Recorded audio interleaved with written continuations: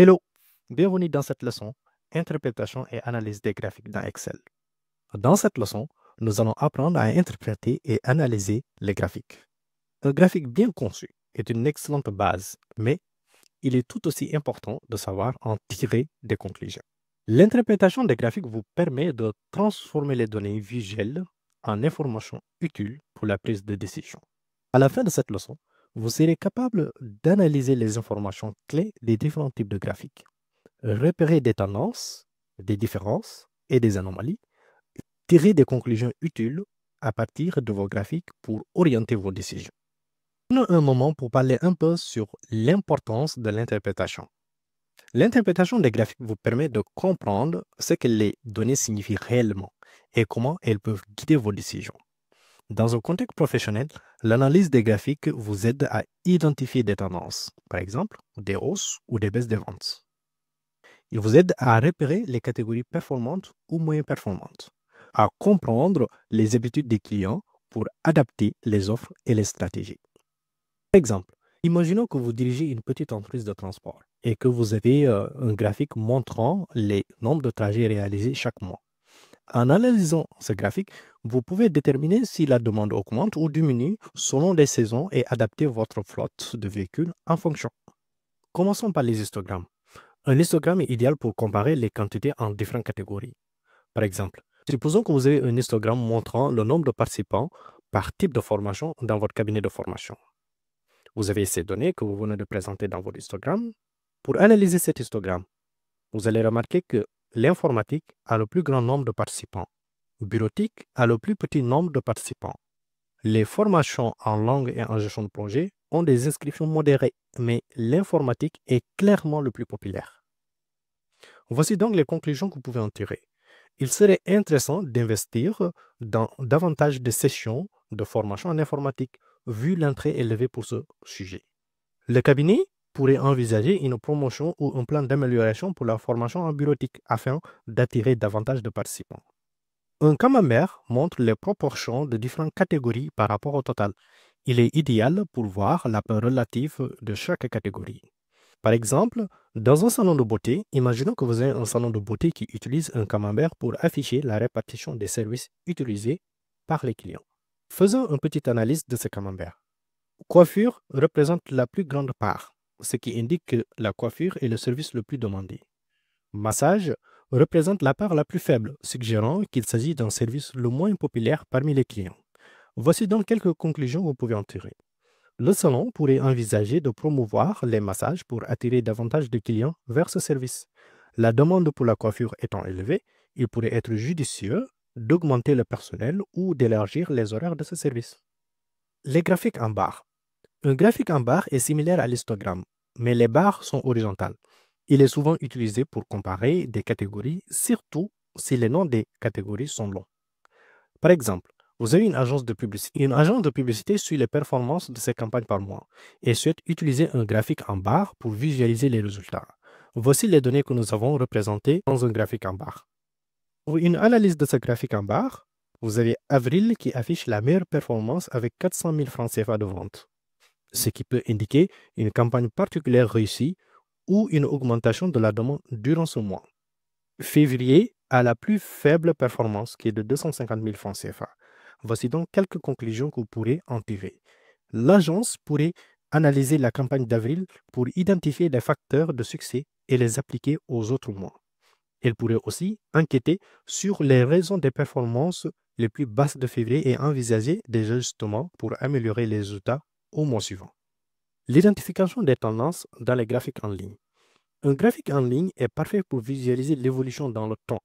Il montre la progression ou la diminution d'une donnée sur une période donnée. Prenons l'exemple d'un cybercafé. Un cybercafé souhaite analyser donc la fréquentation des clients au cours des années pour identifier les périodes de forte affluence. En créant son graphique, voici donc les données qu'il a pu ressortir. Pour faire une petite analyse de ce graphique en ligne, vous remarquerez que la fréquentation a atteint son pic en juillet avec 1000 clients, probablement pendant les vacances scolaires. Le nombre de clients est le plus bas en novembre et février, ce qui peut être lié à la rentrée scolaire et à la baisse des dépenses de loisirs. Voici donc une conclusion que vous pouvez en tirer. Le cybercafé pourrait envisager des promotions en février et novembre pour attirer le plus de clients pendant ces périodes creuses. En juillet, pour répondre à la demande la plus élevée, il serait utile d'augmenter le personnel ou d'étendre les horaires d'ouverture. Repérer les anomalies et les valeurs extrêmes. Les anomalies ou valeurs extrêmes sont des données qui sortent de l'ordinaire, comme une hausse ou une baisse soudaine. Repérer ces anomalies est important pour comprendre les événements inhabituels. Prenons l'exemple d'un restaurant. Un restaurant enregistre ses ventes quotidiennes et crée un graphique pour identifier les jours les plus rentables. Voici donc ce que ressortent nos données à travers un graphique en barre. Faisons une petite analyse de ces anomalies. Le samedi affiche une vente plus élevée, 250 000 francs CFA, ce qui pourrait indiquer une augmentation de fréquentation due au week-end. Le lundi a les ventes les plus basses, 100 000 francs CFA, ce qui peut indiquer une faible fréquentation en début de semaine. Voici donc quelques conclusions qui peuvent être en tirées. Le restaurant pourrait envisager des offres spéciales ou de promotions le lundi pour attirer davantage de clients en début de semaine. Pour le samedi, il serait intéressant de prévoir plus de personnel ou d'optimiser l'approvisionnement pour répondre à la forte demande. Et enfin, vous pouvez tirer des conclusions pratiques à partir des graphiques. En conclusion, l'objectif final de l'analyse des graphiques est de transformer les observations en actions concrètes qui vont donc vous aider à améliorer la performance de l'entreprise. Voici quelques exemples de conclusions que l'on pourrait tirer en fonction des types de graphiques et des données observées. L'optimisation des ressources en fonction de la demande. Si un graphique montre que certains jours ou mois sont plus chargés que d'autres, ajuster les horaires de votre personnel ou l'inventaire de produits peut améliorer donc l'efficacité. Promouvoir les services les moins populaires.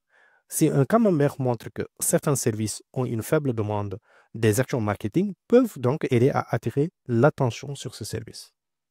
Planifier des offres saisonnières. Graphiques en ligne qui montrent une hausse de fréquentation en période de vacances peuvent inciter à préparer des offres spéciales pour maximiser le chiffre d'affaires. Et enfin, ajuster les prix selon les tendances des ventes. Si certains produits ou services sont beaucoup plus populaires, envisager une révision des prix peut améliorer la rentabilité. Maintenant, faisons un récap des points clés sur l'interprétation des graphiques. Pour bien interpréter vos graphiques, voici quelques points clés que vous pouvez retenir. Concernant les histogrammes et les graphiques en barre, utilisez-les pour comparer des quantités entre catégories et identifier les catégories les plus performantes. Les camemberts sont idéaux pour visualiser la proportion de chaque catégorie dans un ensemble, notamment pour montrer les parts relatives d'un total. Les graphiques en ligne sont parfaits pour visualiser les tendances dans le temps, comme l'évolution des ventes mensuelles ou la fréquentation au fil des saisons. Repérer les anomalies. Identifier les valeurs anormalement élevées ou basses pour comprendre les événements spécifiques ou ajuster les stratégies. Enfin, tirer des conclusions pratiques. Vos analyses de graphiques doivent servir à orienter les décisions, qu'il s'agisse de répondre à la demande, de planifier des promotions ou d'optimiser les ressources. Félicitations, vous avez maintenant terminé cette leçon. Vous savez maintenant comment interpréter et analyser les différents types de graphiques pour en tirer des informations utiles. Ces compétences d'analyse vous aideront à mieux comprendre vos données et à prendre des décisions éclairées pour votre activité. Vous êtes maintenant prêt pour le projet final, où vous appliquerez toutes les compétences acquises dans ce module.